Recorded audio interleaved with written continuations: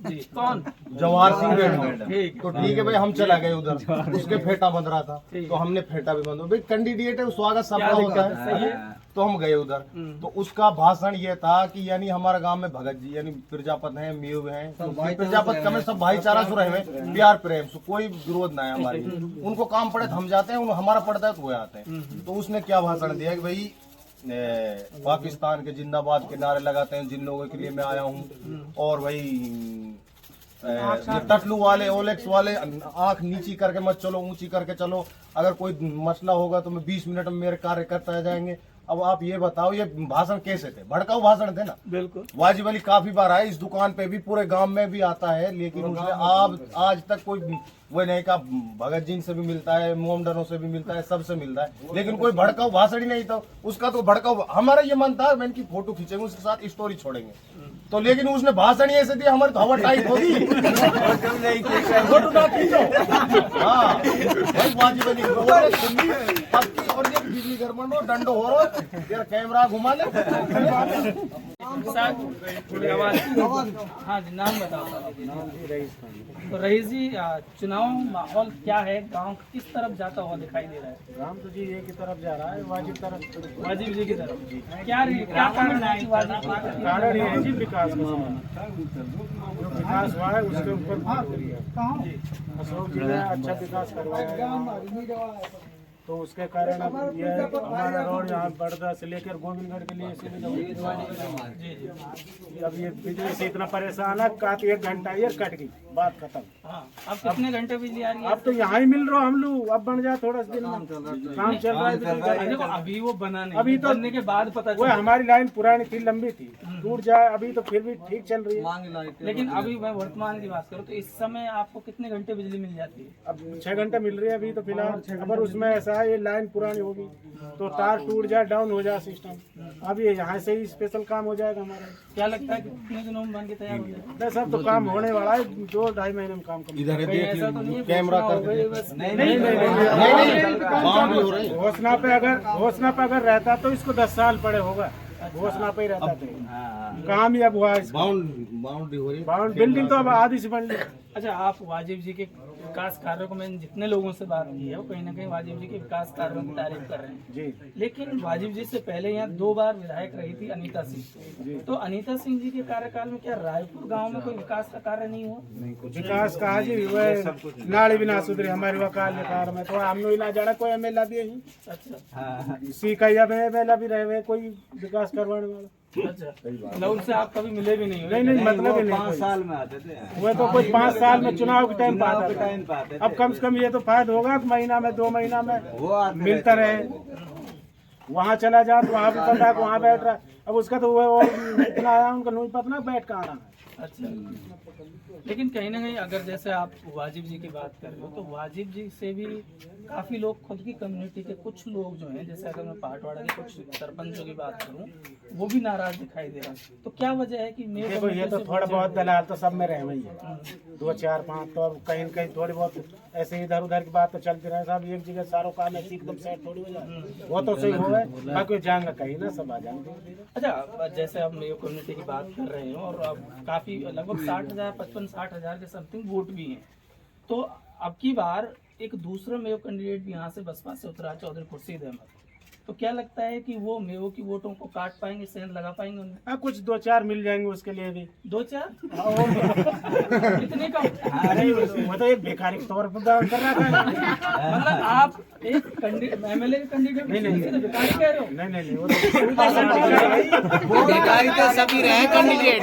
Vote उसके लिए मिलनी नहीं, ये कोई एक आदमी मिल भी जाए गलती से कोई और कोई डाल के दे, मरद तो कोई डालेगा ना। कहीं ना कहीं चौधरी खुर्शीद अहमद के पक्ष में यहाँ के लोग बिल्कुल नहीं है। उनका मानना है कि वो सिर्फ यहाँ पर चुनाव को बिगाड़ने के लिए खड़े हैं। तो चलिए कुछ और भी लोगों से बात करते हैं। हाँ जी, अपना नाम बताओ। मेरा नाम शकील खान। तो शकील जी, वर्तमान में क्या कर रहे हो? पढ़ रहे हो या पढ़ रहे हैं, क्या कर रहे हो? BA कंप्लीट हुई है। कौन सी सब्जेक्ट से? हाँ दम बनाओ बेटा। कंप्लीट हो गई। कंप्लीट तो आगे क्या करना है? अब आगे देखो एंड करेंगे एंड करें। युवा आप लोग युवा हैं, तो आपको क्या लगता है कि आपके लिए कैसे होता है? बिल्कुल जैसा आवाज चलेगा। क्या चीज चलो और तुम खूब भाषण देखो हमने आज जितना काम वाज चुप रहो ना। देखो भाई जैसे कि अगर मैं आपसे पूछूं कि युवाओं के लिए वाजिब ने क्या कहा, युवाओं के लिए युवाओं के लिए देखो ये युवाओं के लिए क्या सबके लिए क्या एक ही बात है। देखो हमारे लिए तो आवाज बनेगी हमारे लिए इतना सब कुछ है। और देखो हम देख रहे हैं हमको यही ना पता जवाहर सिंह मैडम कौन है, हमने आज तक शक्ल नहीं देखी। जवाहर सिंह मैडम को अगर यहाँ भेज दिया जाए नहीं हम नहीं मिलेंगे। क्यों? क्योंकि हम तो देखो उसको ना तो जानते ना पहचानते। अब वो देखो जिधर वोट है उधर ध्यान दे रहे। नहीं, जवाहर सिंह मैडम भी यहाँ के प्रत्याशी हैं। देखो वो भी आपसे वोट मांगने आ सकते हैं, हर किसी का हक है। आया बिल्कुल। तो फिर क्या उनसे क्यों मिलना नहीं चाहते? नहीं हम बोल रुक जा। क्योंकि हम लोग जवाहर देखा ही नहीं है। गुंडा कौन? जवाहर सिंह मैडम गुंडा कैसे? भाई साहब करके बात करता हूँ, वोट मांग नहीं आता। सुनो जवाहर सिंह मैडम भाई साहब उसकी बात बताए। पूरे माया के मेरे क्या नाम बताओ पहले। मेरा नाम साहिल खान है। हाँ, बताओ। वो हमारे गांव में आया था जी कौन? जवाहर सिंह मैडम। ठीक। तो ठीक है भाई, हम चला गए उधर। उसके फेटा बंध रहा था तो हमने फेटा भी बंद भाई कैंडिडेट है, स्वागत सबका होता सही है। है। तो हम गए उधर। तो उसका भाषण ये था कि यानी हमारा गांव में भगत जी यानी प्रजापत हैं, मेव हैं, तो प्रजापत का में सब भाईचारा से रहे हैं, प्यार प्रेम से कोई विरोध ना है हमारे। उनको काम पड़े तो हम जाते हैं, हमारा पड़ता है तो वो आते हैं। तो उसने क्या भाषण दिया कि भाई पाकिस्तान के जिंदाबाद के नारे लगाते हैं जिन लोगों के लिए मैं आया हूँ। और भाई ये टटलू वाले ओलेक्स वाले आंख नीची करके मत चलो, ऊंची करके चलो। अगर कोई मसला होगा तो मैं 20 मिनट में मेरे कार्यकर्ता आ जाएंगे। अब आप ये बताओ ये भाषण कैसे थे? भड़काऊ भाषण थे ना। बिल्कुल। वाजिब अली काफी बार आए इस दुकान पे भी, पूरे गांव में भी आता है, लेकिन उसने आज तक कोई वो नहीं कहा। भगत जी से भी मिलता है, मोमडनों से भी मिलता है, सबसे मिलता है, लेकिन कोई भड़काऊ भाषण ही नहीं था उसका। तो भड़काऊ हमारा ये मन था मैं इनकी फोटो खींचेंगे, उसके साथ स्टोरी छोड़ेंगे। तो लेकिन उसने भाषण ही ऐसे दिया हमारी तो हवा टाइट होगी। फोटो ना खींचो।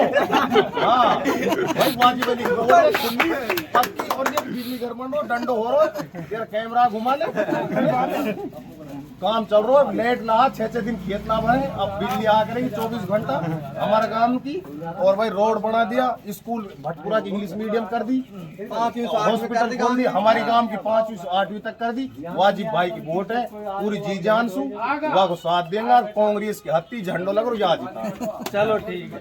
तो कहीं ना अगर आप जैसे इंग्लिश मीडियम स्कूल की आप बात कर रहे हो, आपके अपने स्कूल की बात कर रहे हो, इनमें स्टाफ पूरा है? हाँ पूरा स्टाफ इंग्लिश है। मीडियम में हमारा गांव का भी स्टाफ पूरा नहीं, वो स्टाफ तो पूरा है, लेकिन 8वीं तक स्कूल है।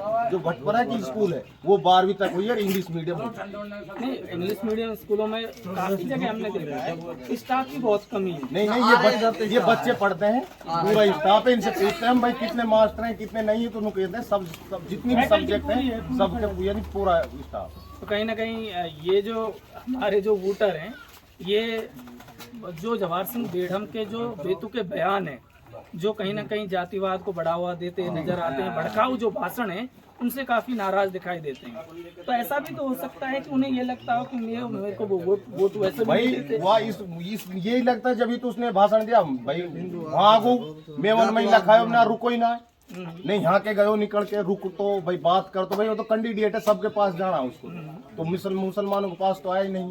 अब वाजिब भाई आएगा जिस दिन सबके पास जाएगा, भाई प्रजापत भी जाएगा। और हमारा गांव का भाई सभी मिलजुल के रहे भाईचारा, ऐसी कोई बात ना है। चलिए, कहीं ना कहीं ये भी एक बहुत बड़ी बात है। अगर जवाहर सिंह बेढ़म जी हमारे इस वीडियो को देखें तो उनसे अपील है कि वो इस लोकतंत्र के इस चुनाव में ऐसे भड़काऊ भाषणों से बचें जितना हो सकता है। हाँ, हालांकि उन्हें छूट है कि वो अपने चुनाव को जीतने के लिए कुछ भी करें, लेकिन इन भड़काऊ भाषणों से जो आपसी भाईचारा है, जैसा कि इन्होंने गांव में बताया कि गांव में सभी लोग हमेशा से मिलजुल के रहें, तो कहीं ना कहीं उस पर कहीं ना कहीं इफेक्ट आता है, उससे प्रभाव पड़ता है। तो वो ऐसे भाषणों से बचें, और ये कहीं ना कहीं उनकी लोकप्रियता को भी कम करता है, जैसा कि आप देख भी रहे हो।